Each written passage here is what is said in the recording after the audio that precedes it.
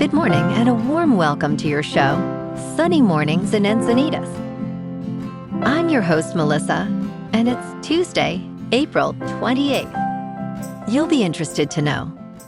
25 years ago, today, in 2001, a private citizen named Denis Tito rode a Russian spacecraft to the space station as the first paying space tourist, fulfilling a long-held dream of civilian access to orbit.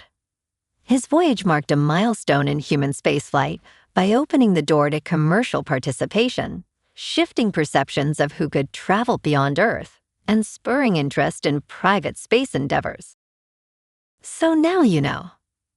And now, it's time for the Surf Report. Tuesday in Encinitas. This morning, it's looking clean with waves at 1+ foot. Conditions stay clean until about 9 a.m. when they shift to fair. By 10 a.m., the wind shifts onshore at 6 miles per hour, creating choppy conditions that persist through the afternoon.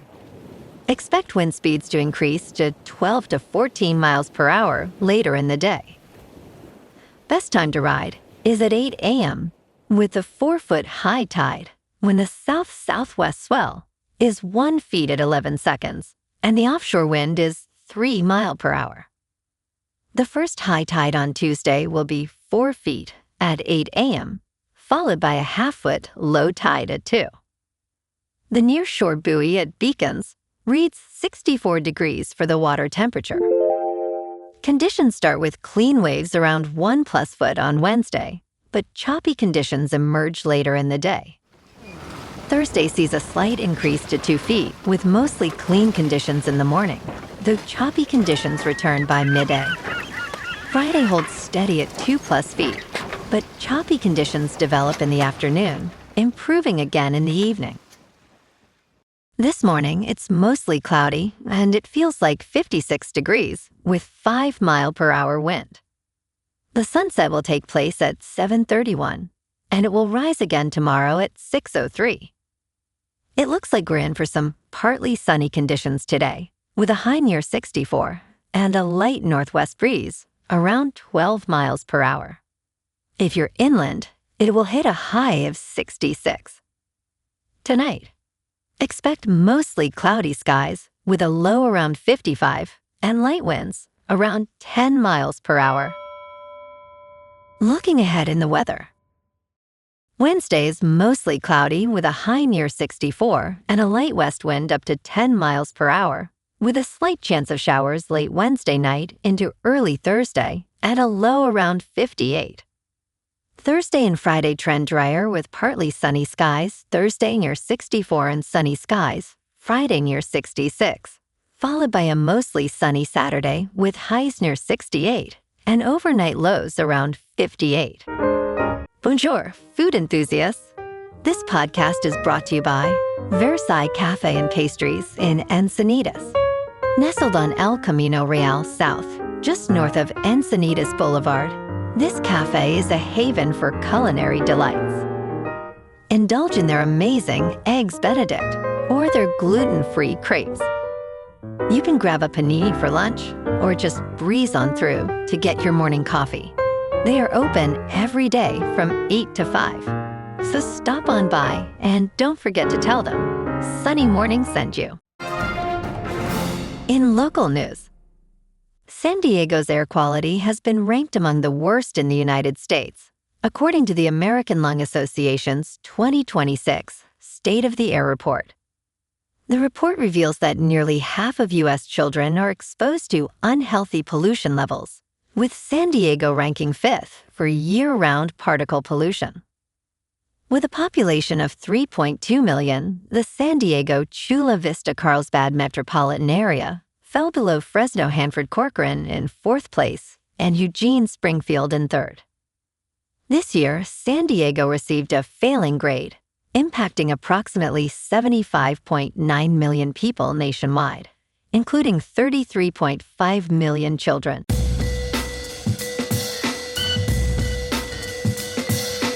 Now on to sports.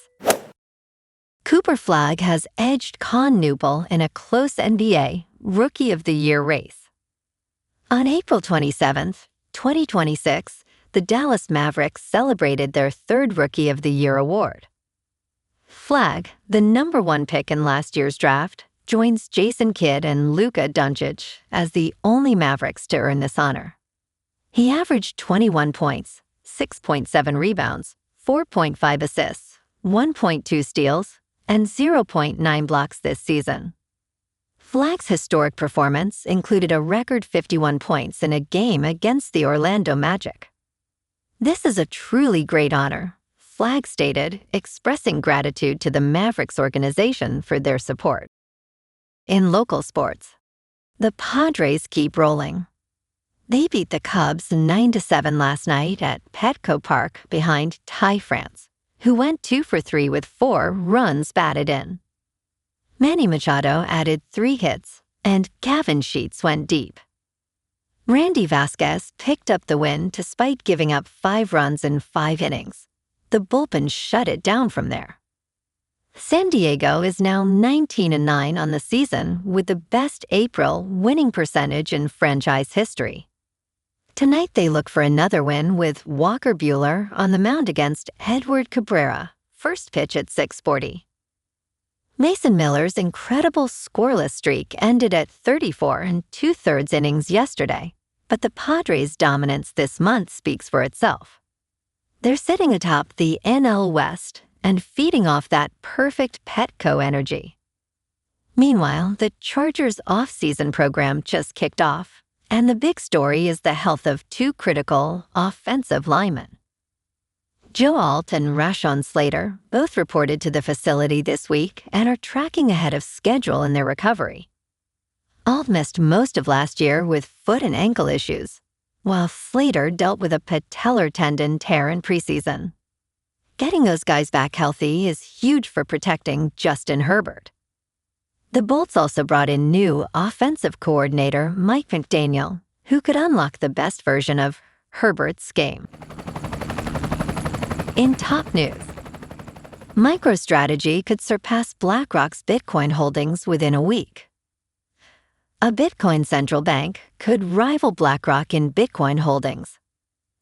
Founded in 1988, BlackRock is the world's largest asset manager with more than $14 trillion in assets under management as of 2025. It was among the first Wall Street giants to launch a spot exchange-traded fund linked to Bitcoin in January 2024 after the U.S. Securities and Exchange Commission greenlit it. A spot Bitcoin exchange-traded fund allows both institutional and retail investors to gain indirect Bitcoin exposure through a traditional avenue. In business news, when Brian Niccol took the helm as Starbucks Chief Executive Officer in 2024, he promised that the floundering company would be going back to Starbucks.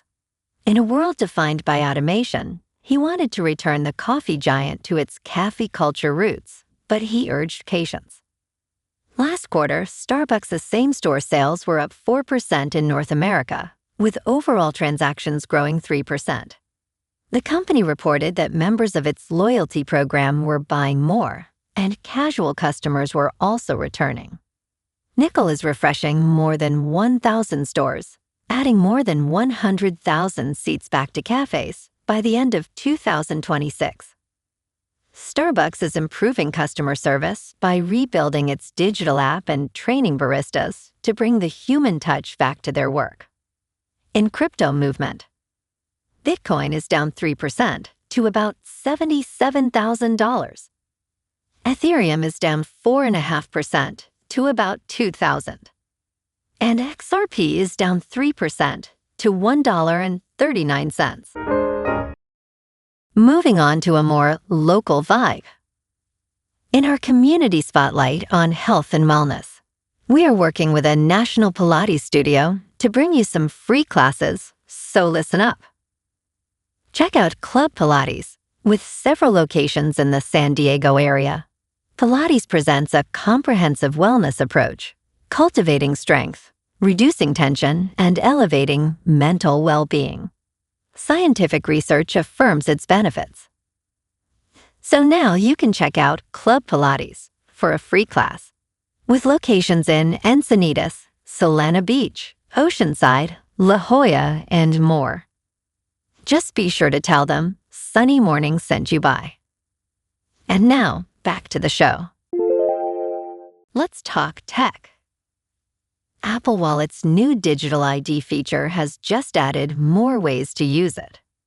Last fall, Apple launched a new digital ID feature in the Wallet application. Now the feature can officially be used as an age verification method in several cases on iPhone.